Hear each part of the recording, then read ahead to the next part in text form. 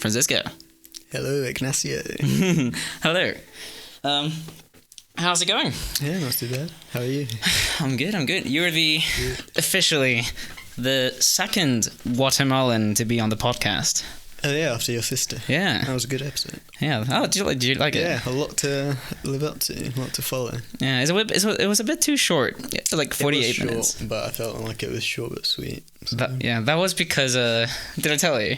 Because I thought someone was knocking on the door, but it was Jojo. Jojo's my flatmate, by the way.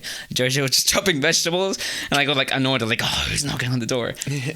And then after that, we just didn't continue it. Fair enough. So a bit of context about Francisco. Francisco and I met each other in first year. Yep. We were neighbors in this like accommodation, like this set of houses that was behind the Arts and Social Sciences Library. Yeah, it was a student accommodation, but like a row of houses on the street. Yeah.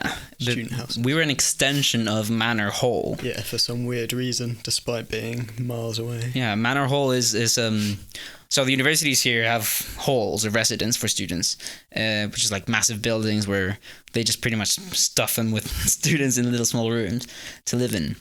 And we were like so far away from the main one, which didn't make any sense. Yeah. Francisco is half British, half Guatemalan. Yeah. He lives in Brighton. Well, originally he now lives from Brighton. Yeah, from Brighton. He now lives in Bristol. He studies biology. Yeah. And he's been one of my closest friends in uni, and we've been through some stuff. Yeah, definitely. Definitely been through some stuff. But no, it was nice, I think. I remember the first day kind of meeting everyone who lived in St. Michael's, and then hearing you say, oh, I'm from Guatemala, and then me turning around being like, hey, I'm half Guatemalan. Yeah, it's so random. Yeah. Like the chances that... Yeah, what are the chances? Maybe the uni did it on purpose. Maybe they knew. Wait, did you tell the university you were half Guatemalan? Maybe. Oh, okay. Maybe. It's possible. You have to fill in like a diversity thing, don't you? Oh, yeah. Apply to uni. I always put like mixed other when it comes to ethnicity. Yeah. And then sometimes I sometimes put mixed white, I think. Yeah, I think that's it. Is it other mixed white or whatever it is? I think sometimes I place like mixed Caribbean, and I'm like not even in the Caribbean. I mean, it's pretty close. Yeah. Close enough. Yeah, they never give a Latin American option, do No. they? I guess they don't see it as I've never seen one. They give an Hispanic option sometimes. Maybe. I think I've clicked Hispanic sometimes. Yeah. Francisco is now restarting to study his degree. Yeah, back into final year. Smashing it. How's it going? Yeah, it's going all right, actually. Yeah? Yeah, it's kind of strange when I'm no longer feeling super anxious about uni that I actually enjoy it more. Like it's like, oh, this is what uni is meant to be like. not some fucking clusterfuck. Oh wait, are we allowed to swear on that? Yeah. Yeah. Fuck it. Not some big like cluster of just a ball of like, oh, I don't want to do exams. Yeah, I understand that because, well, now that I'm studying film instead of studying politics, it's like I'm looking more forward to go to each class. Yeah, definitely. I actually pay more attention now than I used to. Yeah, me too. And it's like, it's nice to realise like, oh, there was actually something that made it harder for me. And now that, I'm feeling better, it's kind of an easier road. Do you think that's because of the pause you had, and you had you had the chance to go to therapy? I did, yeah. And talk about some like your personal issues and just go through that and kind of like more mental skills and mental tools? It definitely helped, but I would say the biggest thing was probably the prescription, the medicine. Oh yeah. So you're currently on 2 different ones? No, just one. Just sertraline. Sertraline. Yeah. It's pretty good. Yeah. Does the job. Okay. I don't know much about sertraline. Yeah, it's all right. It's used as an antidepressant, selective serotonin reuptake inhibitor. That's all I know about that. I don't know. How long have you got to take it for? I think it's until, they say 6 months, and once you're starting to feel better, 6 months from that point. Okay. But I think I'll probably be on it a bit longer to get through exams, because it's going to be 6 months before I finish exams. Yeah. Sweet. No, I'm so over the roof that that you're enjoying your course and you're better. Over the roof. I've never heard that term. No, I like it. Though. Over the moon. Over the roof. Yeah. Over the roof. Over the roof. It's good. It was good. I like it. Over the roof, man. I don't know where I got it from. Yeah. Probably an Americanism. Yeah, it's good. Yeah. Well, yeah, no, Francisco and I, we go back for first year, and we used to have a lot of debates. We did. I remember we didn't actually live together in first year. We were neighbours, like Iki said earlier. But in second year, the start of second year, we were like, oh, we should have debates. Weekly debates. Every week, we should find a topic to debate. Because although we have a lot in common, we do also disagree on a lot of things. On a lot of things. Do you want to bring up any of the things you disagree on? Yeah, what comes I into think a your lot mind? of it is cultural, probably. Because you obviously grew up predominantly in Guatemala. And I don't know, that's a religious country, isn't it? It's like Catholic. Mainly, yes. Yeah. Very conservative. So I think that's where the main differences lie. Things on like abortion and you're not too bad on other things. Too bad. Wow, it's just like you're fine with same-sex marriage, aren't you? Yeah. Stuff like that. Where other people. I wasn't there. Yeah, I didn't used to remember be. maybe touching on that a little bit. Did we ever disagree on that? I can't remember. But then largely you're also libertarian, which I think is a bit of a as bad. So I don't know. idea. I don't think I've ever talked about this. So I went to one of the only universities in the world that's completely libertarian. And that's in Guatemala. It's one of the most prestigious universities in Guatemala. And obviously all the economics you get taught there are based on libertarian principles and libertarian authors. And it's kind of like a little hub, like a little bubble of libertarianism. Like an indoctrination type thing. Well, I don't know if no. It is. So I set up a meme page with one of my friends from the uni. I don't know. I'm not going to say his name because I think the meme page is still anonymous. But surprise, I was one of the ones who set it up. It was called UFM Memes UFM, which is Universidad Francisco Marroquín, like the abbreviation. It's got my name in it. Nice. And they've got it does. And they've got this program called Henry Hazlitt Center, which pretty much is like the libertarianism education of the students. And so we used to put up some memes. I used to design some memes that were like the name of the institution just brainwashing all the students.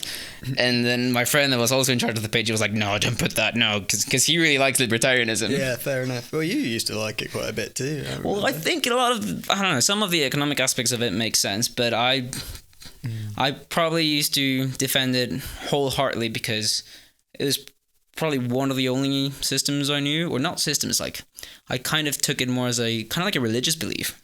Yeah, fair enough. I think politics is definitely moving towards that sort of same level in terms of like religion and becoming super committed to something. Like people proper dig themselves into political leanings nowadays, don't they? Yeah, that's the thing. I was super digged in it. Yeah. So it was just kind of natural to just defend it with the only literature that I knew. Yeah. But I remember there were even sometimes that we were having a debate and I wasn't the best at conflict or debating. Yeah. But I think it's hard for most people. And then when it's your second language as well, to like keep up with a native speaker it is tricky. Maybe to an extent, but I used to get super uncomfortable inside because it is an argument, isn't it? Yeah, it's just like a polite argument, which is it does take you back, I think. Yeah. But I don't know. Do you want to talk about any other things we disagreed? There's a lot. Yeah, I don't know. What would be one that you'd want to talk about? I don't mind talking about any. But. Well, we can talk about a bit more like our own context in uni first. Okay. Yeah. So. Yeah, biology. I was always interested in biology, so I thought I may as well do that at uni because I didn't know what else I wanted to do when I was 18. I was like, I should pick something for my future. Because I feel like that's hammered in a lot here in the UK. It's probably similar everywhere. That you have to, get good grades, yeah, but also to like work out from a very young age what you want to do with the rest of your life. Oh God, yeah. Yeah. Like you're 18, 17 years old. Yeah, it's like, I don't know what I want to do. So I was good at biology, so I was like, I do biology. Yeah, that's the thing. You tend to choose what you're good at in high school, or here A-levels. Yeah, A-level. Yeah, the only reason why I went into politics was because I didn't like maths. Yeah, I like math. And I was just good at like social sciences in high school, and I was like, and I read the newspaper. Yeah, I guess I'll go into politics. Politics is really interesting. Oh, super interesting. But it's just it's divisive. Like it's very divisive. It's like Whenever I talk about politics now with someone, I don't know. I try to take a neutral stance, a middle ground. Good. That's a good way to deal with it. Because it's not like I know a topic super, super well. Like, I'm not a professional at any political topic to defend it or to be super passionate about it. Yeah. I don't think anyone really is, to be honest. Like, especially nowadays, that everyone just uses emotion or the sort of taglines. They base their ideas on YouTube videos. Exactly, yeah. I do that too. Like, I've done it. An article that's linked to you or shown on your Facebook because you can like something once, you click on it and you're like, oh, what's this? Facebook has this algorithm based on things you hate. Things that not you hate, things that like make you angry. Oh, really? It shows you that? Yeah, so like your newsfeed will always be full of stuff that you don't agree with. It's crazy, man. It's crazy. Clickbait. Yeah, clickbait. Definitely. Gotta get those ads. Gotta get them ads. Them ads sent. Talking about ads, we are sponsored by no one. So if anyone wants to give us money and stuff. How many views do you get per video, man? Well, so far I think the most we've had is like 100 and something. Dang. 100 million. No. But I'm not super focusing on views. It's just, well, the original idea of this podcast was, I thought it would be fun. It would help me focus on people, like focus more on conversations. Yeah. And at the same time, I could like look at it in a long term as like a project, like a really self-development project. And whoever listens to it can kind of learn with me and grow with me. If that makes any sense. No, that's cool. And so far, so good. Yeah, man. Yeah, we've got some. Well, I've got to organize myself a bit. I think it'd be good to have like a list of questions you wanted to ask the person. Maybe even like the same questions each week, and then you could get different takes on them from different people. That'd be cool. Yeah, this is something we've discussed with Tyrone a lot. Tyrone is a very helpful critic. Yeah, it's good to be. No, it's true. It's true. That's how you improve. Man. Yeah, definitely. So what did you really want to talk about this with me? Well, with you mainly, I just wanted to talk about our mental health experience in uni. Kind of also. Well, first year was super isolating for both. Yeah, but I think that came with the accommodation, really. Because as they were student houses, there was only like 6 people in the house. They weren't the most sociable people in your house. No, I only really clicked with one person, which was Julia, our housemate. Shout out. Julia. You're the best. Yeah, she's rocks. Yeah. I need to speak to her. I haven't spoken to her sometime. She's doing okay. Yeah, but if she wasn't there, and I had another person in there who just wasn't very outgoing, it would have sucked. It would have been so bad. But you guys were nice, and the house next door, it's just hard to... I never got over sort of the stage of feeling comfortable enough to just go and knock on your front door and being like, hey, what's up? I always had to have like a reason to do it, like we were going to go out to the pub later, or we're going to have a meal or something. Like I never was just like, oh, it's just a Tuesday evening, gonna go knock on the door. Yeah, I used to think I was like an annoyance. Yeah, same. Yeah. Man, well, that's depression. Yeah. Depression makes people feel like they are annoying to other people, or there's some sort of what's the word? Yeah, annoying. Yeah, no, just you to be there. You're kind of just like taking up other people's valuable time.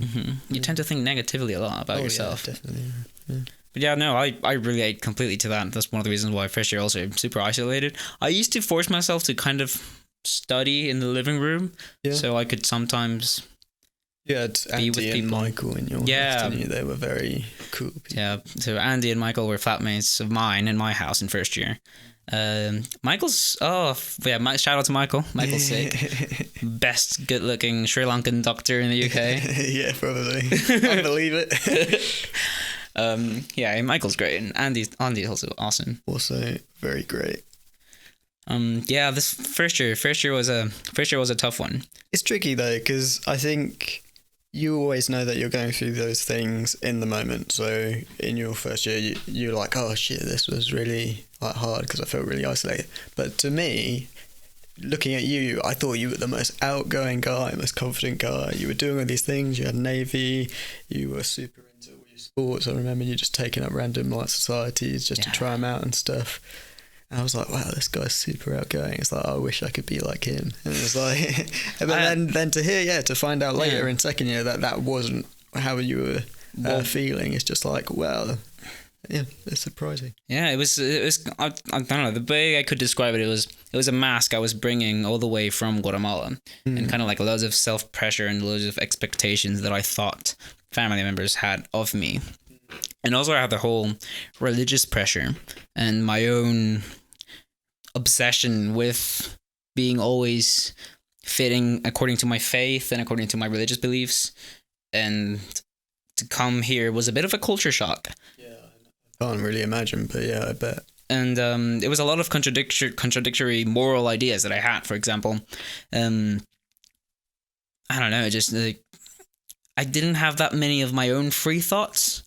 Because whenever I used to have those, like, questioning thoughts, it was always labeled like, no, that's a sin. Yeah. I remember talking about that quite a lot, actually. I remember having conversations where you tried to prove the existence of, like, God and stuff. Oh, could you talk a bit more about that? There was one, I can't remember, it was like, they had, like, the Vatican had, like, Jesus's blood or something, and it proved he was real or something along those lines, and I was just like, what? So that's... I was like, I think that very night I looked up on the internet to try and find any sort of like valid scientific paper to like back that up. It's like there's nothing. There was like one very shoddy like Comic Sans-esque made like website and saying like, oh yeah, they found this blood and it's like exactly Jesus's or something. They found it in Mexico and it's like no. But again, yeah, well, it's nothing. Those are the like Eucharistic miracles that the Catholic Church kind of like says they're miracles. Like there's loads of cases around the world, but the thing is, also I'm not 100% sure on that topic yet. Yeah, totally. Because I don't understand it. Yeah. I think it's more just like there's nothing wrong with believing those things because I think they have so much value. I think they really do, and they make lots of people better people. Mm-hmm. But I think they can, and they also do have the potential of making people a lot worse and a lot more sad within themselves, because like you were saying, it's like you have these sinful thoughts, but actually they're just regular thoughts. They're not like things to feel bad about at all. And I think it's about finding that balance of like the really good morality associated with religion, with the without the pressure, so to speak. So whenever we used to have those talks, when I couldn't defend my argument any further, I just kind of like started walking away. You wouldn't walk away. You'd be like, I don't have a, or like you wouldn't concede. You never concede. You'd be like, oh, I need to look into it. And it's like, that's a good response. Like it is a good response to be like, I need to look into it. But it would also be frustrating because I would want to change your mind. But that's part of my stubbornness. So I think it was kind of a part because I was coming as I'm absolutely sure that I'm right. Yeah. Well, it was the same position. It was like I'm absolutely sure I'm right. And that's bad too. Like it's a bad thing to do. When we were walking back from jiu-jitsu one time. We were walking back from jiu-jitsu one time, and I think I was telling you about my talks with Sashka, with my girlfriend. Yeah. I was talking like, does she know about how you think about certain things? Does she know about your fucked up opinions? Yeah, your really bad, immoral opinions. And then I said, no, I just really like that she's a very rational person. Yeah, sort of like a really nice, calm person to speak to. And it's like, I'm not fucking calm. You just turn around like, and I'm not fucking calm. Yeah. And then I caught myself saying, well, obviously not. That's my response. Yeah. Oh, that was a good laugh. That was funny. Oh, but we've both come a long way. Yeah. For example, I don't think like the last time we disagreed was I don't remember when was the last time we talked about something we disagreed. I just don't really bring it up anymore because I don't think I get anything out of it. Yeah, really. Same. Yeah. But this is what, like, there's some people in the world that really get a kick of just picking up conversations and like fighting. And I think I do with some people, but not really my friends. Like it's just like, oh, actually, it just makes me sad if I argue with my friends. It's not worth it. Like, we can talk. Maybe you can talk with your friends and disagree if you're talking about the topic itself, and you're both coming from a very honest place. Yeah. And when you just lay out the facts on the table, and you're both coming like, okay, this makes sense, this doesn't make sense. Why do I tend to favor this more than this? Like, because there's loads of unconscious bias that happens within us too. Yeah, definitely. Yeah. Talking about unconscious bias, yesterday I was in a lecture, and we were like in these groups, and we had to come up with a list of names of people we admire. And in order to like select the strengths, no, I didn't put it. Oh, that's what I thought it was going. I was like, oh, Iggy, so kind. So we had to like select like the strengths. Yeah, why are you telling the story? I don't care. No, I'm joking. And my partner that we were on the table with, because our tables got split into two. We were pretty much just putting like men on the list. Yeah. But I wasn't thinking too much about it. Yeah. And then he was like, "Oh man, we're so sexist," and he started like really, really like freaking about it. Yeah. And I was like, okay, like if you want to add a woman, add it. Okay, let's Anne Hathaway.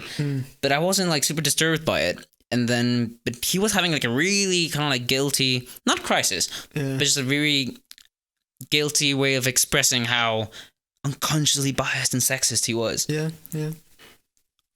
I don't know if I agree completely with that though. What, with having that sort of pressure on yourself?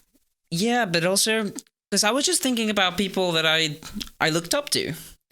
Yeah, I just thought it was natural that it's more telling that it's like our society is a bit sexist rather than saying anything about you as a person. It's more just like actually people look at men as sort of these idols, or at least men do more than they do women. And I think that's just says something more about society rather than you as a person.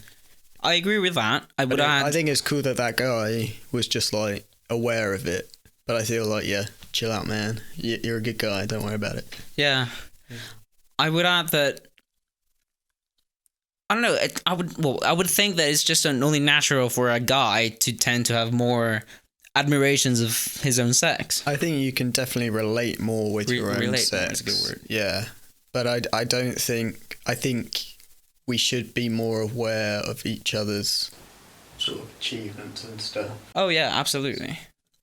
Like at the end, I ended up bringing up oh no, what's the name of the woman, the black woman that was one of the starters of the black movement in the United States?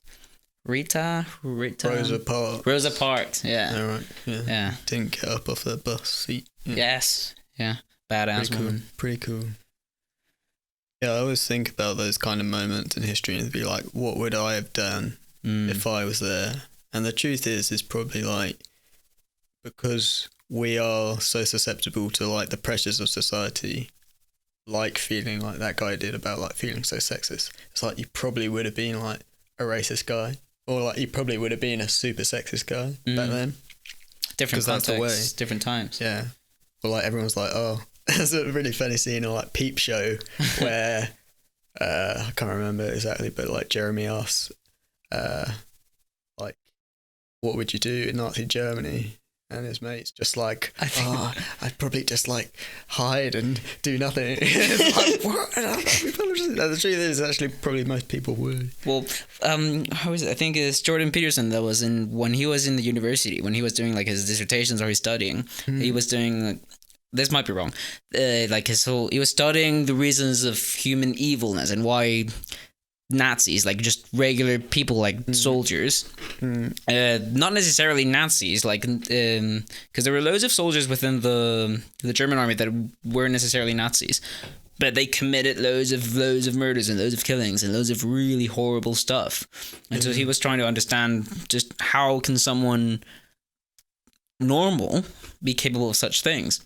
I think it is just social pressure, isn't it? You try and conform to the largest, most powerful group in order to survive. So I think it's like, oh, if the dominant force in my country is fascism, I'm going to either fight back and potentially die or get severely like ostracized or whatever, or I can conform and get on with my little life. It's like a balance. So I think it does take really like strong and like committed people to like rise up against any kind of like regime or dominant people, like a group of people. Oh, definitely.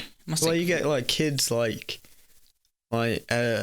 they're always in like film and TV, just like groups of kids like where someone's getting picked on and then their best friend also starts picking on them because it's just like that's just the way it is, isn't it? It's just like you try and fit in because it's safer than anything else.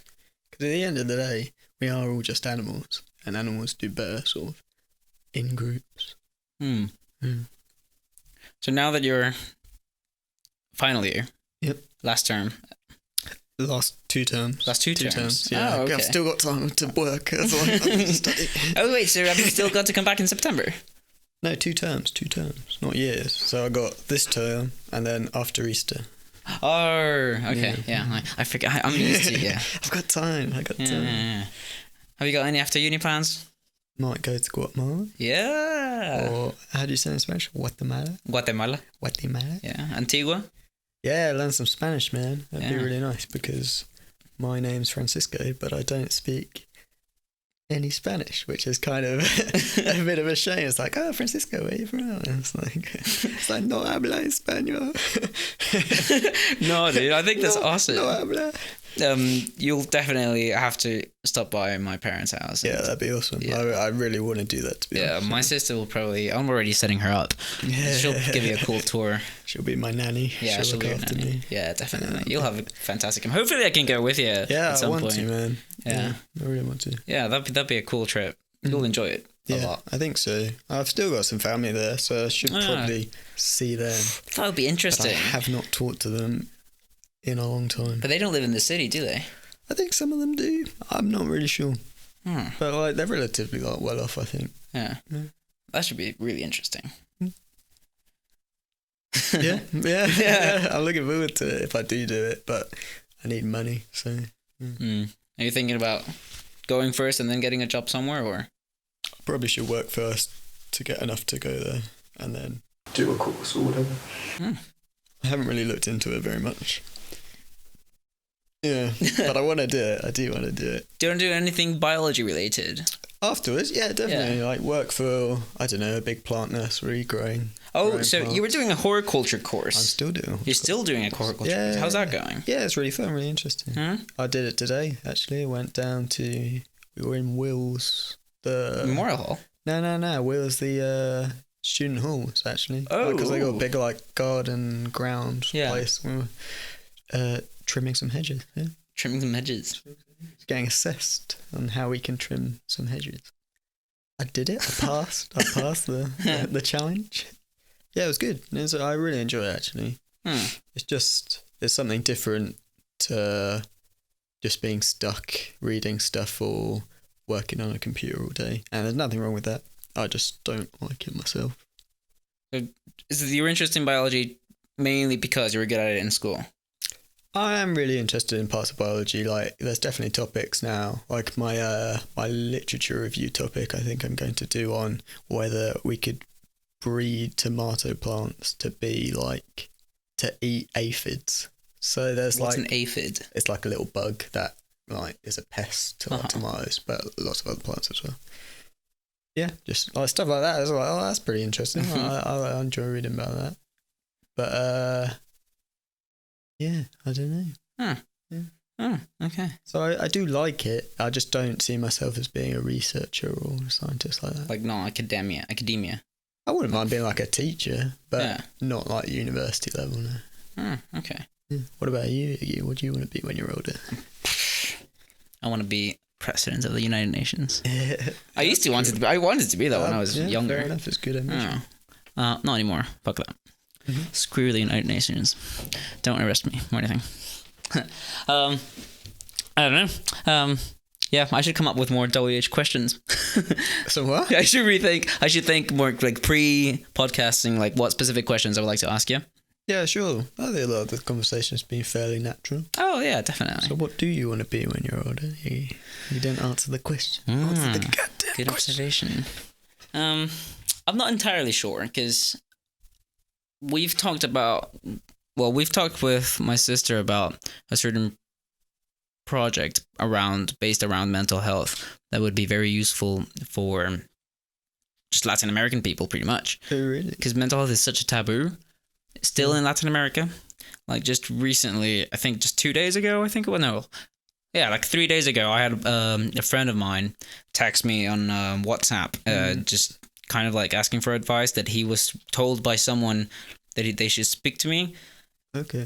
And just saying that he's been like super depressed for the past 5 years. This is someone I went to uni with in Guatemala. And that it was just getting worse and worse, and that they didn't really know what to do.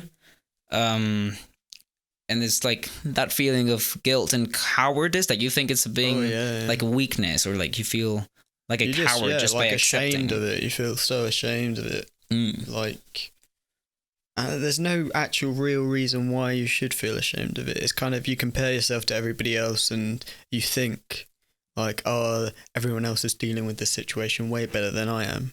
But then the truth is, actually, they're probably not. They're just like hiding it, just like you. Yeah. Compare yourself to who you were yesterday. Yeah, you could do. Yeah. Not to someone else today. What happens if you're worse than the person you were yesterday? Ooh, then you're just like, you shouldn't. Then you're doing something wrong. Yeah, just like, try your best. Yeah. That's good enough. Well, yeah, no, so what do I want to do when I graduate, when I want to be older? So much. I've got some plans that I haven't organized very well yet, and for example, this podcast, this project is probably going to go on for as long as I can. Yeah, I think it's a cool project.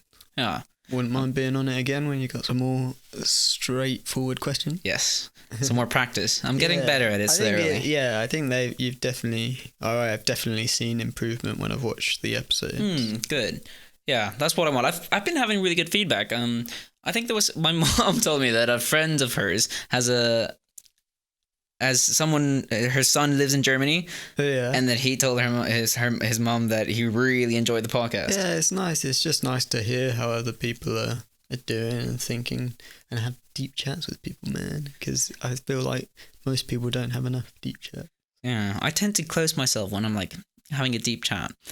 So what, yourself? To close myself a bit sometimes. Oh, right. It's just the fear of people either judging or kind of like picking on stuff you say. Yeah, definitely. The feel of being judged, pretty much. Yeah. The fear of being judged. Yeah. But going back to the mental health aspect and my friend asking for help, I don't know. Normally the advice or tips, because I'm not an expert. So everything I say, everyone obviously should take it with a pinch of salt. I always tend to recommend Jordan Peterson. Because that's something that worked for me. I think there's benefits, especially for men. He does offer some sort of like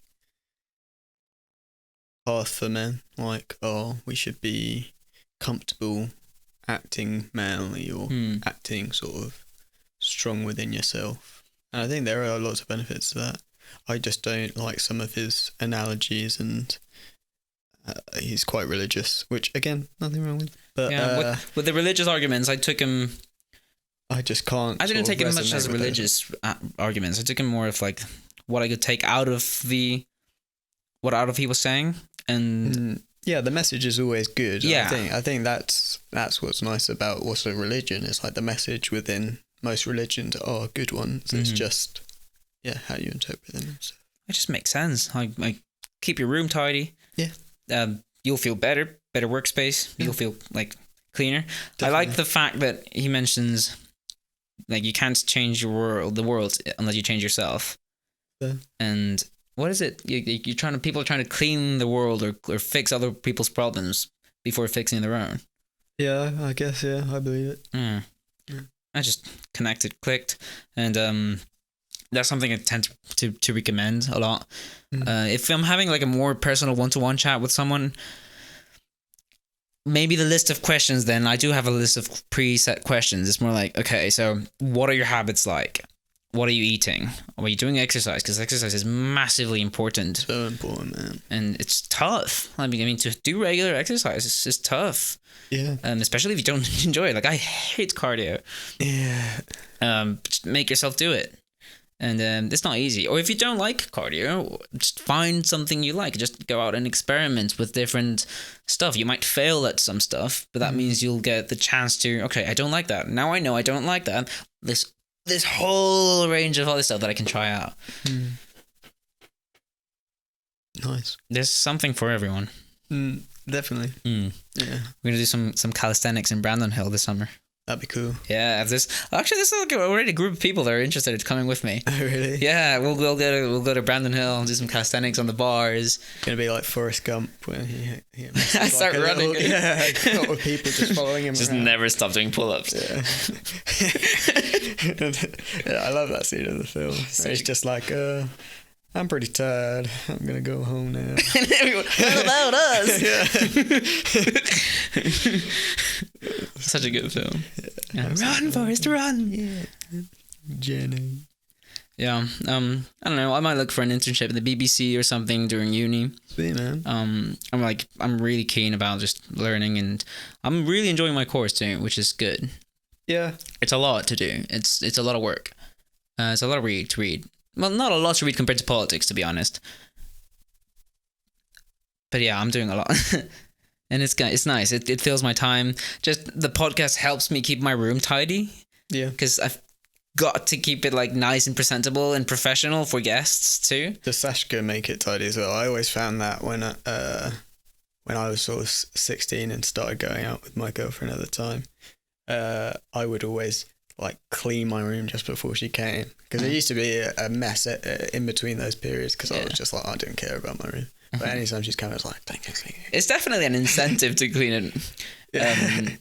For example, yeah, there's been sometimes when she comes around and it's not like super, super tidy, and she's like, oh, it's so messy. And I'm like, I haven't had, I'm like, this week I haven't had that much time, which is ironic because your room should be your priority. Yeah. Because, well, at least in my case, it's a reflection of how you're doing, isn't it? Yeah, because if you keep everything orderly, tidy, and clean, I don't know, this less clogged up. I feel my mind is less clogged up. I'm not thinking about dirtiness and filth all the time when I'm in my room. Yeah. And I can actually engage in work. Yeah. Definitely helps, man. I remember when you were at your worst in second year, your room was so messy, man. So it's disgusting. Disgusting, yeah. Filth. But it's like, yeah, it is such a reflection of how you're doing. Because if you're not willing to take care of something so sort of trivial or seemingly trivial, it's like, how are you taking care of yourself? Like, you're not. That's the answer. You're not. Yeah. Now, second year, was it? Yeah, I think it's a really tough year for you, and then that's the year it's kind of just put in perspective, especially when your sister actually came to visit, because you were in the dealing with the things you were. It kind of made me feel like actually maybe I'm dealing with things badly too. Like, Good. Yeah, it really helped actually. Yeah, I'm glad your sister did help me a lot, I think. Yeah, my sister she's a healer. She's a healer, man. Yeah, she's so she studies human behavior and lie detection and personalities. Yeah, stuff like that. Yeah. So there's like this range of like people's personalities, and apparently she's a healer, but there's also people that are healers of healers. Healers of healers. So she identifies who in her life are the healers of healers, and when she has conversations with me, like telling me about her friends in Guatemala, and like, for example, my mom is a very big healer of my sister, because my sister tends to talk with my mom a lot about all the stuff she notices, all the like micro expressions that she just takes in, and she's got to like liberate it somehow. And yeah, she helps a lot of people indirectly without noticing it, but also consciously. Nice. Yeah. And she's one of those people that doesn't have any social media at all. Your sister? Yeah. Really? Pretty much. Yeah, I mean, I think she's got a Facebook, but she barely uses it. Yeah, I want to get rid of Facebook, but it's so ingrained in my life. If I didn't have Facebook, Brick phone. Yeah, I've got a brick phone. Francisco is one of the only people, other than drug dealers, that has a brick phone. It's my burner. Yeah. My burner phone. Yeah. So why a brick phone? I remember everyone used to always like pick that out from you. Not pick you, it's like mainly just because I'm cheap, if I'm honest. But you don't need a smartphone though. Yeah, you definitely don't.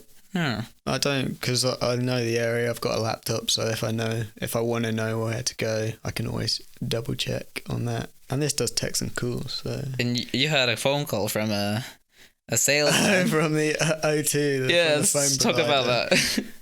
Yeah, so I just do pay as you go on my phone. And they keep trying to sell me a contract, like, for £10 a month, you can get this many minutes, this much data. And these, like, I don't know, vouchers for coffee shops and stuff. And I was like, oh, that sounds really great. If I used my phone for those things, then it'd be really good. And I kept asking him to, like, explain the package and why it would be beneficial. To the point where he got very frustrated and he was just like, can't even remember what he said now. He's like, you started saying like, no, I don't need it. No, thank you. No. Yeah. You're like, mate, why are you so narrow-minded? Yeah, that was it. He got me narrow-minded. He's like, man, open your mind. Yeah, man, open your mind, man. You get a better smartphone. phone. Look at all these benefits you get. Like, dude, I just don't need one. Yeah, It's like, stop being so narrow-minded. I don't need one. What the hell? And it wasn't even that. I wouldn't have saved that much money anyway. It was like the same. So it was so. How long were you on the phone with him? I don't know. I think it was in a period where I was just like feeling quite lonely. So I was like, I want to talk to someone. Oh, please don't hang up. Don't hang up. What other off patterns have you got available? Yeah. But second year was tough. Tougher than first year. Because it was just everything just piling up without actually dealing with it. Yeah, definitely. I was also abusing like just loads of substances and not the healthiest habits. Just pretty much ignoring, just wasting so much money too. Yeah, I just remember when, like, me and the other housemates started just noticing we never saw you. You were just like, we'd be like, oh, where's Iggy when we're cooking dinner? And like, I think I'd come back from somewhere, it's like 2 a.m. It's like, oh, there's Iggy cooking dinner. It's like feels like he was trying to avoid us, or you were trying to avoid us. I was. I know, and it's like, I think that's when we kind of noticed, like, oh, something's not quite right. Yeah, it's funny how you can live in a house where there's so many people living in. Yeah, 7 of us in this house. 7 of us in one house. And you can feel so isolated within your own head. Yeah. And it's just because you choose not to speak. Yeah, it's self-inflicted, but it doesn't feel like that. It doesn't feel like that. No, but it is. Yeah. I mean, it's way more complex than that, but long story short, it is just because you're not seeking help. Yeah, amongst other things, like it's biological as well. Like, there's a lot of biological factors. There's the chemical factors too. Yeah. The weather influenced a lot. I think that was kind of I used to be in denial about that because I remember my parents. What about the weather? Yeah, because my mom wasn't too happy about me coming to the UK to study. Oh, really? Because depression has ran in my family, like genetically. And I have my great grandfather called Basil Freeman. I think it was him. Basil. Yeah, Basil Freeman. Yeah. Cool. And that's the name of spice too, isn't it? It's a cool name. It's a herb. It's a herb. Basil. And then he used to spend weeks in his room with a curtain shut because he had a migraine. Migraine. Yeah, 3-week long migraine. Yeah, it's vitamin D, isn't it? You get from the sun. Yeah, it really helps. So that changed over here, and I was just like, nah, I don't get fucking. Yeah. The sun doesn't. Yeah. I don't need the sun. Yeah. Bullshit. Yeah, I think Scandinavian countries, I don't know if they still do, but Scandinavian countries which have like months of total darkness had some of the highest suicide rates of any country. Well, because of that, and then after therapy, I learned about the SAD lamps, the seasonal affective disorder, which I got diagnosed with. We could actually show it. Tyrone, could you pass me there's like a white thing. Just, yeah. Thank you. Yeah, so these. Yeah. Sponsor. No, I'm joking. I'm pushing it. Yeah, so it's kind of like fake sunlight. I'm probably going to butcher the description of it, but it pretty much imitates the UV rays of the sun, and it kind of goes into your skin and through your eyes, so you've got to use it at least. It depends on what the distance from your face you've got to use it. I think you can use it for half an hour a day if it's like this close, and then an hour a day, 2 hours a day. Oh, cool.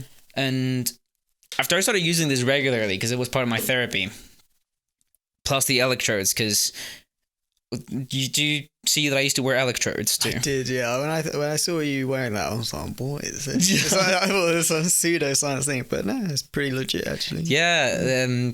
So during my almost clinical depressive phase, there was such a big lack of stimuli to my frontal lobe that it was required for me to stimulate it through electric shock, pretty much. Yeah.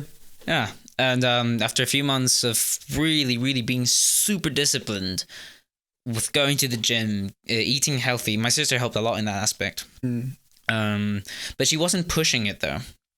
Yeah, it's more just like, hey, do you want to do this with me? Yeah. And I also kind of appreciated the fact that she flew all the way from Guatemala just to take care of me. Yeah, I bet. So it was kind of like I had to put a bit of my part. And it was sometimes that was the most annoying, I did not want to do anything at all. And I would just burst into tears because I didn't want to do anything. And she just kind of understood. Just kind of like, yeah. Tomorrow, we can do it tomorrow. Yeah. But that's the thing. There will be a tomorrow. Yeah, it's so valuable to have a person like that in your life. Absolutely. Yeah, eternally grateful.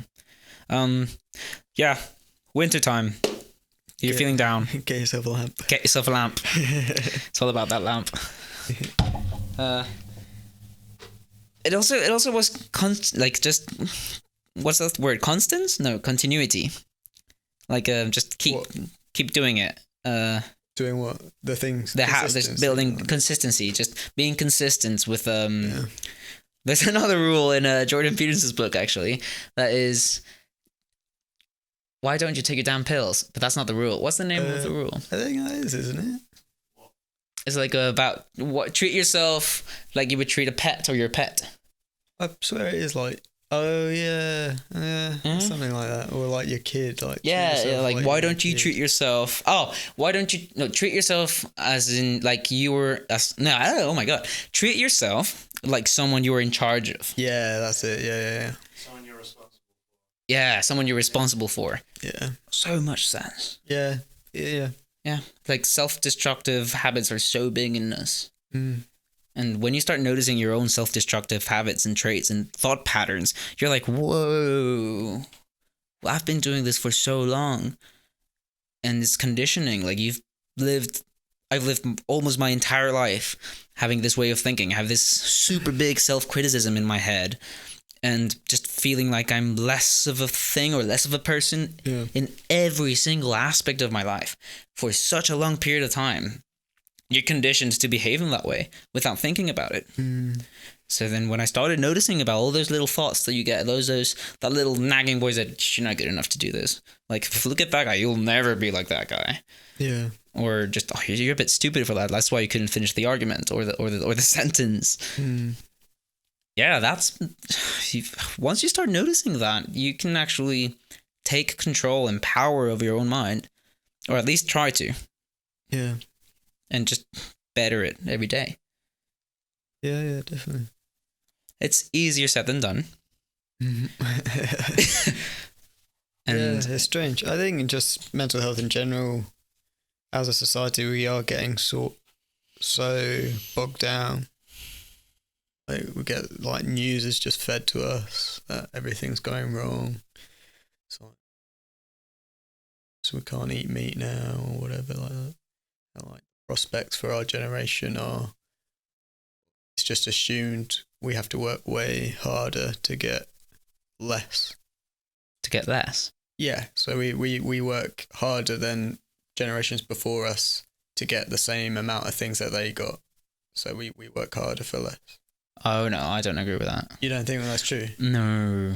I think we're living in probably the most prosperous time in humanity. I think we're living in the most technologically advanced time, definitely. But you've definitely got to work less for what you've got. What do you mean?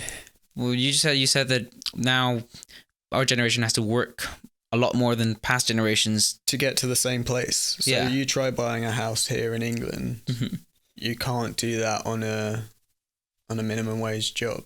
Or just like your normal job like a carpenter, it'd be very hard for them to just buy a house. Whereas in previous generations, actually, that was viable. Like, you could do that. So you're working harder or the same amount for less. But definitely in previous generations, like historically, there's been less people housed in general. Like poverty-wise, we're living in the time when we're the least poor in the world, when there's more things available because of the market. Like you can just go to a supermarket and look at all this stuff you have. Like 100 years ago, you did not have definitely, that. Yeah, trade. Yeah, no, I'm not saying like 100 years ago the world was better. I'm not saying that at all, because there was lots of bad things. But it's let's compare ourselves to our parents, for instance. But do you think you're worse off than your grandparents or your parents, for example? I think I will be worse off than my parents, yeah. Really? Yeah. How come? But I mean, my parents are doing all right. So. But why do you think you'll be worse off than... Maybe not specifically your case of parents. Like, why do you think we as young people will be worse off than our parents? I think, like I said, the housing market is just so hard to get into now for us, because the prices are just inflating massively, because there's automation coming into most industries now with the advent of like AI and that.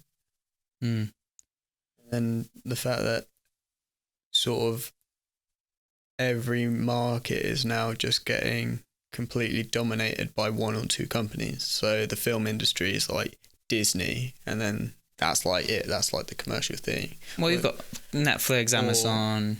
Well, Disney is actually starting to come up now with like its own streaming service to compete against Netflix. Yeah. But that's what I'm saying. You get these massive corporations that just dominate their field, and then it makes it so much harder for anyone to break into that other than through that avenue. And because that's only that avenue, it's so competitive. So to work in tech, like who do you want to work for, like Google or Amazon? That's kind of it, isn't it? And Amazon is taking... You can make your own startup. You can make your own startup. It's definitely possible to try and do that. But the alternative isn't there. That's what I'm saying. Like, yes, in the past, people could try and make their own startup, and again, only a handful of those people would succeed, but there'd still be enough options for everybody else that they could do okay in life. They could be middle class, and there is growth of the extreme. So there is more high class, sort of really, really rich people and really, really poor people. Like the disparity between those two groups is increasing, not decreasing. But would you agree that at least the poor people level at least is increasing every year? I'm not saying that disparity is a good thing. I'm saying that the level, being a poor person nowadays is better than being a poor person 50 years ago. I think it depends on the society. So I think here in the UK, yes, it's not the same as if you compare it to poverty in, I don't know, Kenya. Well, we can use Guatemala. That's like probably the example I can understand the best. Yeah, okay. Like Guatemala is overall is definitely better off. But it's still an issue. Like, you shouldn't really compare yourself to a country that's completely different. So if you look at the UK, actually homelessness is on the rise. It's not decreasing. Yeah. So it's not a matter of like, oh, but this homeless person isn't as bad as this starving child in Guatemala. I understand there's completely different topics. But it's still an issue, and it's still something that is getting worse. It's just in the context of a Western society. Okay, interesting. Can I just say, like, that I agree with that. Like, in Los Angeles, there's now 1 million homeless people in Los Angeles. So double the amount of people in Bristol. That's crazy. Los Angeles is also one of the states, interestingly, that's got the highest amount of welfare too, and the highest amount of taxes, compared to all the other states. That's just I don't know what exactly the correlation of that is, but I guess they just move there because the welfare's all right. I don't know. Wouldn't you do that? I guess if you want to have a better life, you'd migrate to the place that was offering it to you. That's why you see immigrants and people migrating to countries. Yeah. You'd have to look at the reasons why people are actually... you would have to look at if the homeless population is originally from California or if they've migrated from other states. True. Yeah, I don't know for a fact. I'm just speaking out my ass. I don't really. Well, I mean, it's a podcast. You can speak out of your ass. I don't know what Nothing is formal. No, it's not. Like, it's more that I'm not educated on the subject, so I don't want to give any sort of opinion when it's not valid. Yeah. I think about that a lot every day, actually, about giving or saying ill-formulated opinions. Or ill, what is it? Yeah, is that the word? Yeah, that makes sense. Yeah. Which is something I used to do a lot. Nah, I think it wasn't ill-informed, it was just the only information, if that makes sense. Like, you didn't diversify your... sources. Yeah. So it was like, oh, this is what I've heard, this is what I believe. Yeah. Rather than, this is what I heard, oh, I should probably look into this other aspect. That makes sense. I'd say you're always alright at saying that. Like, you would always be willing to look it up. Or say you were willing to look it up. Yeah. Whether you ever did. I did. I did. Which is one of the reasons, because now I look at both sides of the argument. It's like, okay, so you've got to balance them out, and you've got to really, really... It's tough to be like... I don't know, because I still acknowledge that I have a certain tendency to agree more with one side of the argument. Yeah. Natural, just because. Yeah, I mean, that's totally normal. Like, I think the only reason why I have a different opinion to you is because I didn't grow up in your environment rather than anything else. Yeah. Like, I haven't formed my opinions because I've looked at all the facts or whatever. It's like, actually, Brighton, where I grew up, is... It's very liberal. Very liberal, very left-leaning. So I'm fairly liberal and fairly left-leaning. So is Bristol. Yeah, same as Bristol. That's why I liked the idea of coming to Bristol. Yeah, that was also one of the things in first year that was like a bit of a... Kind of like I felt it... Kind of like a gang, like people were ganging against me a lot. Because do you remember when we were having one debate in your garden? When we had Nando's? Yeah. Yeah, I do remember that, actually. That was the first time I thought, oh, Iggy's a dick. Yeah. It's just because you wouldn't drop it. I was like, dude. I think it was the first time, actually, that I realised just how much we disagreed on certain things. Yeah. I remember I was just trying to still defend my argument, but it was... me and there were like 3 or 4 of you everyone was really just like going at me. Yeah. I think like I was the only one proper going at you. It was just no one else was on your side, so it was just like it was kind of like mob behavior, like it was just people like, chanting after you, or it was more like a group interview where it's like you're the only person getting like grilled. It's like, it wasn't in hindsight not the best place ever to but at least that's how we discovered that we disagreed on certain topics. But it was good. It's been an interesting 4 years. It's good. I always feel like in the moment, like now, I feel like I know the most. Well, obviously, I've known the most that I have, but I think I used to think this was the most I was ever gonna know. Of me? No, like me. Oh, like I was like of anything. It's like, oh, this is. Oh, like this in is life. It. Yeah. I used to think like that quite a bit. Oh wow. Just like, oh, what else is there to learn? I used to be sort of bogged down in this opinion of I knew what I was meant to be doing and stuff. I think that's actually in hindsight. Oh no, in hindsight, it was just like, that's really dumb because I'm so young. It's like I don't know anything. Yeah.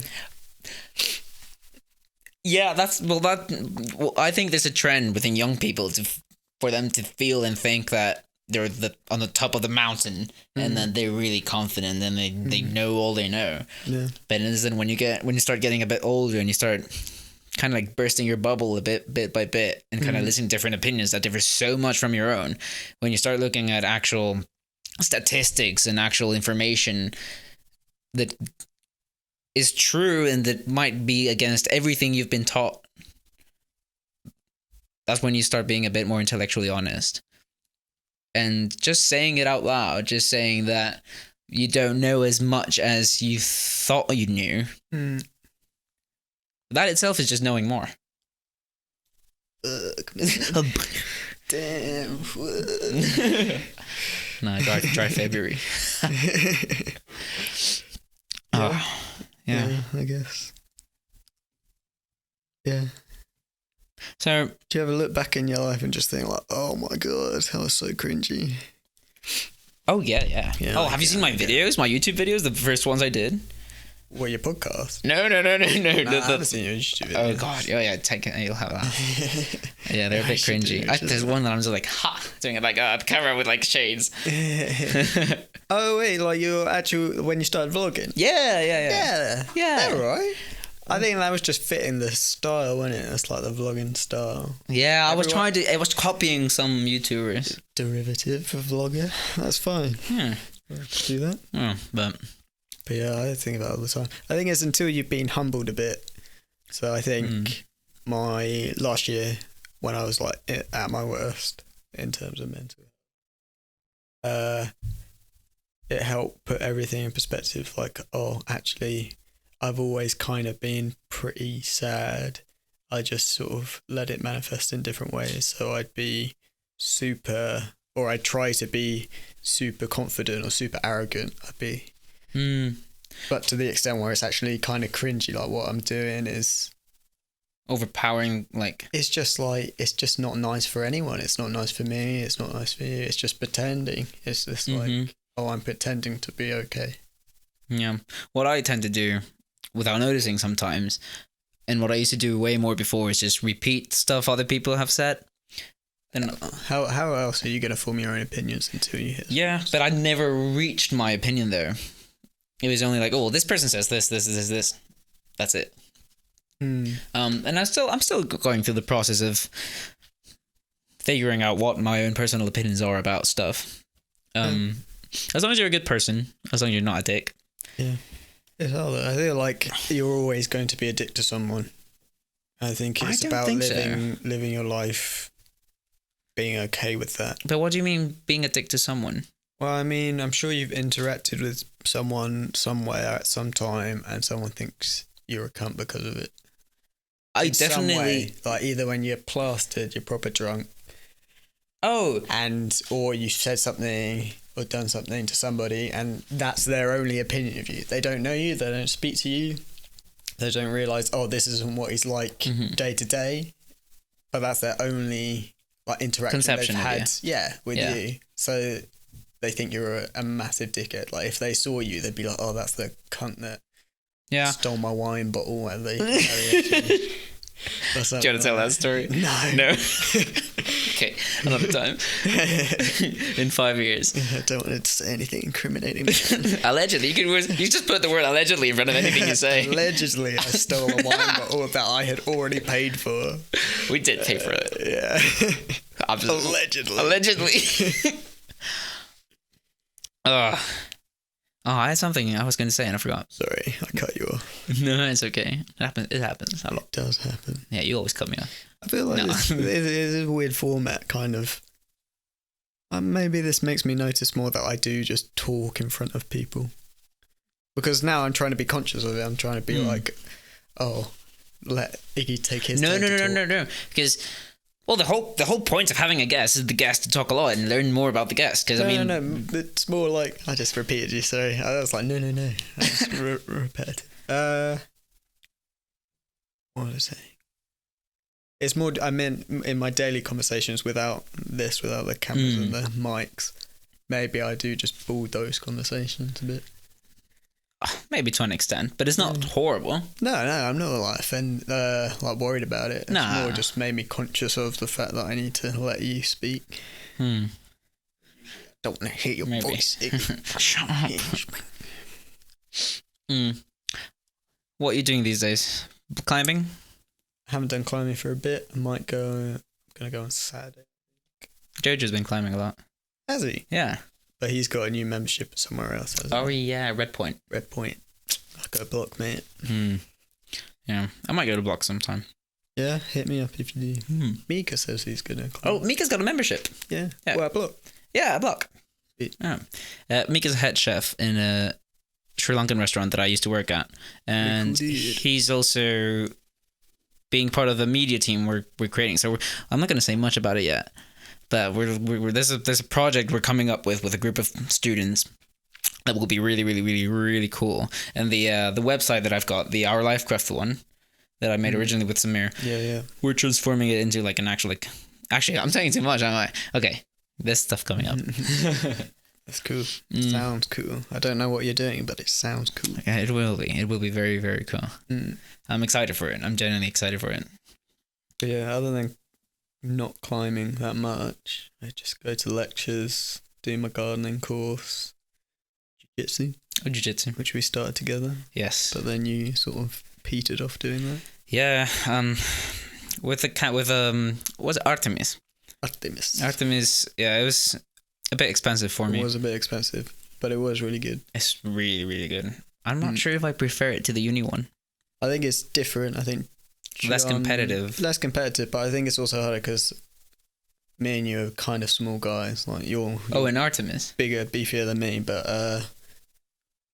there's proper adults in Artemis. Proper adults. Yeah. So I just get ribs like just hurting. Whereas here at the SU, it's like, they're my size. It's a bit nicer. Oh, there's a super tall guy, like super good at in the SU. No, I'm not saying there aren't any big. Oh yeah, dudes, compared to Artemis, it's like everyone at Artemis is fairly big, apart from one or two people who are sweet. Yeah.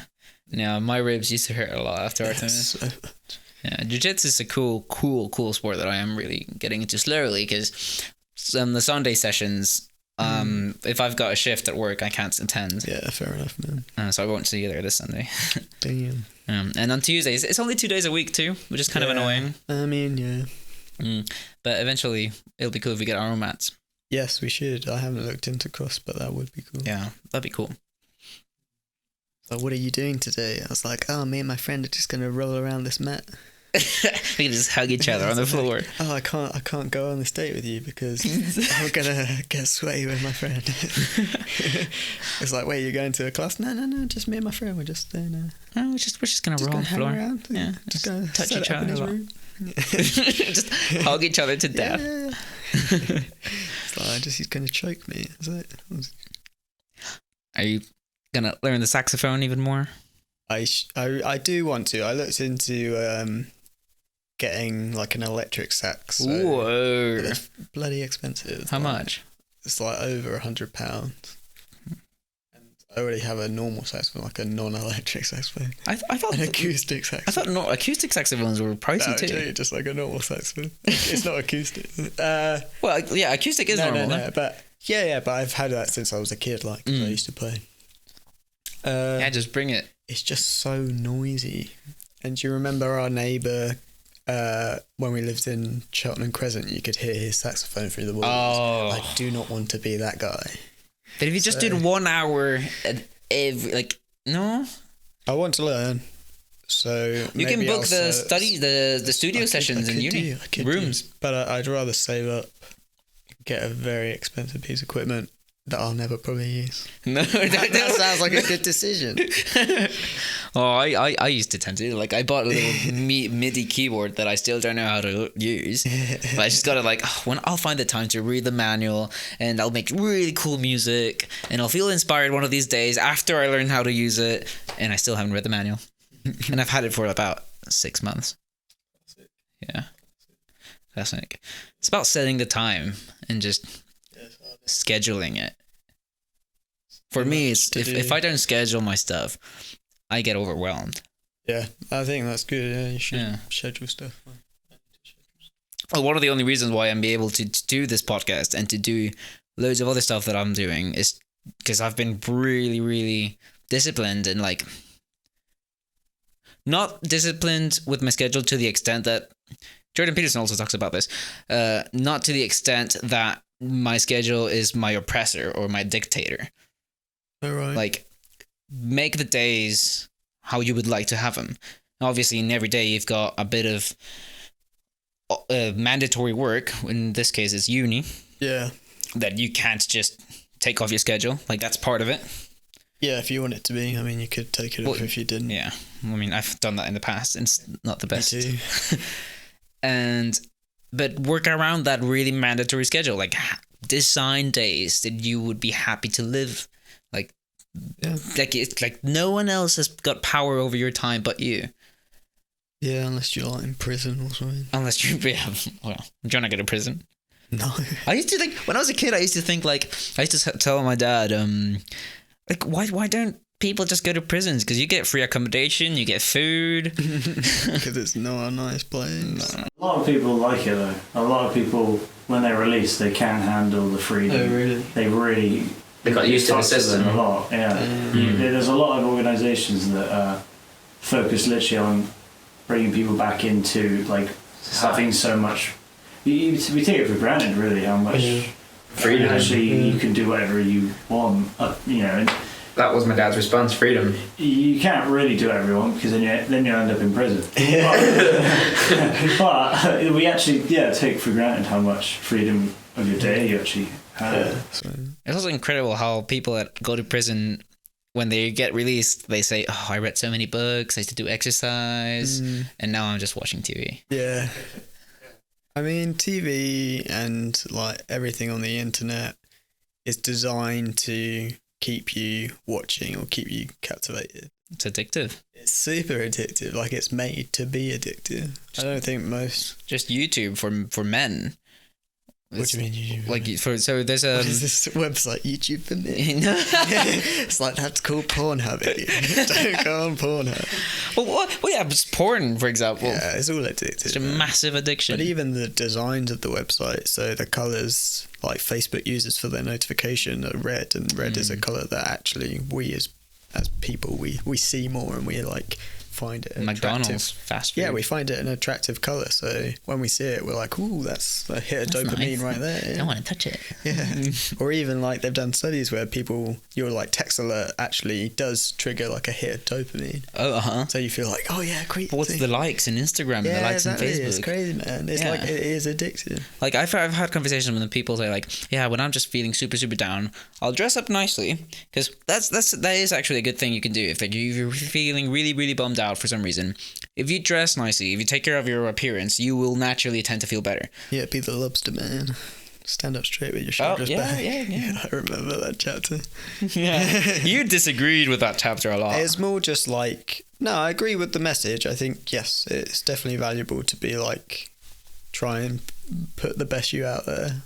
Yeah. But I think it's just a lobster, man. It's like you could talk about any sort of animal kingdom, but I think a group of animals, and be like, oh, this is how ants survive. We should just have a queen where all the workers don't have kids, and instead we just work for our queen. It's like, nah, you shouldn't do that.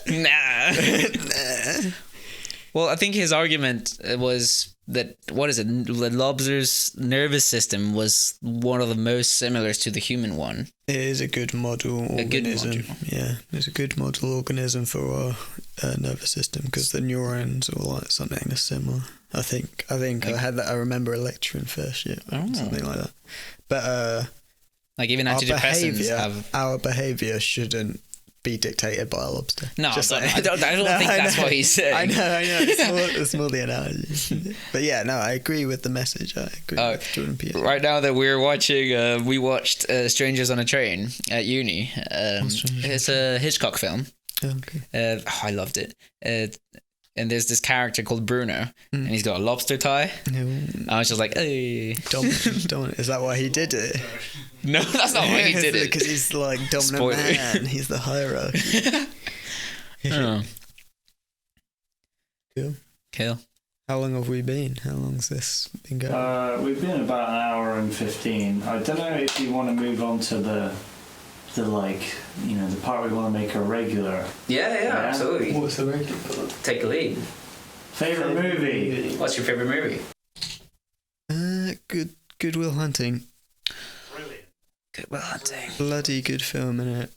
Have you not seen it, Iggy? I think it would give me a reminder. So Matt Damon is some prodigy. Yes, ages ago. I haven't seen that. A funny word, prodigy. But give me more. Yeah, describe it. Yeah, Matt Damon, really good at maths, but has been an orphan pretty much, or been adopted into really abusive homes. So he's a bit like broken inside, and it's all about him finding happiness.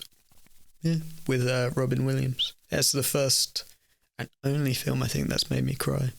Oh wow! Only films made you cry. I think so. out of all the other films in the world. Can't think of any other film that's made me cry. Wow. I don't cry very easily. No. That's a very big film. It was a really good... I love that film. I do love that film. Wow. I might watch that when I go back home tonight, because I haven't seen it in a while. Yeah. Is it... So what of the film makes you like it so much? I think it's more... It's like, here's a guy who in one aspect has everything. So he's super, super intelligent, like literally genius level intelligence. But he's not happy. He's not a happy guy. And he's kind of not letting all the good parts about him show, which are super hyper intelligence and stuff. And he's not letting himself become close to people. Like, he gets a girlfriend in the film, but he's not honest with her. Like, he doesn't tell her about his abusive part until it's kind of erupts. I don't want to spoil too much if you haven't seen it, but I've seen it but ages ago.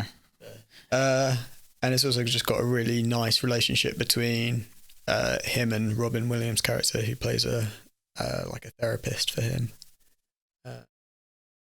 Do you feel somewhat related to the character of Matt Damon? I don't think I'm a genius. I think you're really smart. Thank you. Smart cracker. But it's more just like it's realising that no matter what talents or skills people have, it doesn't really matter unless you feel some sort of genuine connection with someone. And that's what he develops with the therapist, is like a genuine connection with someone who actually understands him and sees all the barriers that he's been putting up to protect himself.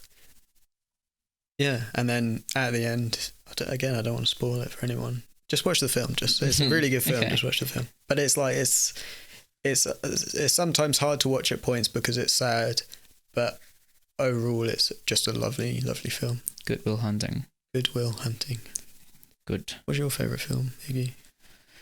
I'm not entirely sure, because I like a lot of films. I'm not super picky about films. Favorite film? You're probably going to be asked this a lot if we keep doing it. Was this the first time it was asked? Yeah. So come up with a good answer. Yeah, I will. Yeah, and then, or just, you could talk about any film that you think is really good each time. Because they're going to ask you this each time. Yes. So I'll probably say a different film every time, because my tastes change and vary a lot. You seem very relaxed with that stuff anyway, yeah. Yeah, I'm not like fuck, I need a favorite film. Yeah. Well, I am. Oh, really? I've got like a whole list of... Oh, wow, that's interesting. So what's your favourite film? Good Hunting's on there. Back to the Future. Back to the Future is amazing. Yeah. I like Back to the Future a lot. It's one of my favourite films. Yeah. I watched the film so many times. But no, Good Will Hunting is literally like, I think, top 10 for me. Yeah, it's brilliant. It is, and it made me cry. Yeah. I cry at a lot of films though. But that film, yeah. I used to not allow myself to cry in films. Really? Yeah. Same. Even if I was alone. But like, when I got to like 14, and like my love of film took over, so I just was like, fuck it, I'm gonna cry. Like, but you enjoy it way more. Yeah. You take that weight off your chest when you got like little knot in your throat. I don't know if you get that when you're like starting to cry. Yeah. When you start getting a bit emotional, you get like really terrible knot. That's the way my mother describes it. Every time we're like in a film or something, and she starts crying, I'm like, oh, it's ridiculous. Back then, and you describe this terrible, really tight knot in your throat and chest. That when you cried, it just kind of loosened itself a bit. Yeah, it's so relieving crying. I wish I did do it more. Yeah. Was it the scene where Robin Williams hugs? Yeah, it's not your fault. Yeah, it's not your fault. Yeah. It's the not your fault scene. I think that actually I related with that a bit. Just being like, oh, it's an insanely powerful scene. Yeah. Like, Robin Williams' performance and everything. Yeah. Do you know something I want to highlight that I think is very cool is the fact that we're talking about crying. Yeah. Yeah. Yeah, man. Yeah. And we're talking about how cool and nice it is to accept that crying is good for you. I think to an extent. Yeah, it's just being in touch with your emotions, isn't it? To an extent. If you let yourself cry when you're sad, like that's the natural response. Yes. Yeah. Favorite film? Recently I've seen Jojo Rabbit. Oh yeah, I watched that. Oh, it was quite good. I did like that. No spoilers. It was a I don't know. sweet Something film. that I really liked about the film without a spoiler is Hitler's character, man. Like the fact that the director acts in a film. Yeah. I love that. And What's his name? Taika Waititi, something like that. Yeah. Yeah, it's a good Brilliant. film. I like that film. A nice, super, a perfect mixture between comedy, seriousness, because it's the Holocaust. Like, well, not the Holocaust, but World War II, World War Nazism. II. Yeah. Perfect. I really, really liked it. Yeah, I best go see it. But yeah, there'll be plenty more episodes. We'll probably do one. I was speaking with Jojo. We'll probably one you and Jojo. Me and Jojo. Yeah, man. We could get a bit saucy. We got stories. Yeah, on I each know other. you've got stories, Yeah. man. You've got Thailand stories. Yeah, that'd be fun. Yeah, Frankie bought a moped in Thailand and just drove that to different countries too, or just Thailand? Oh no, we just drove around one city in Thailand. So, yeah. That's pretty cool, though. Yeah, it was nice. Yeah, It was so really nice. next time we'll have you guys talk about your little adventures. That'd be cool. Yeah. No, thank you for coming. Thank you, Tyrone, as well, for Oh, yeah. making it all happen. Yeah, Tyrone. We'll do a little outro.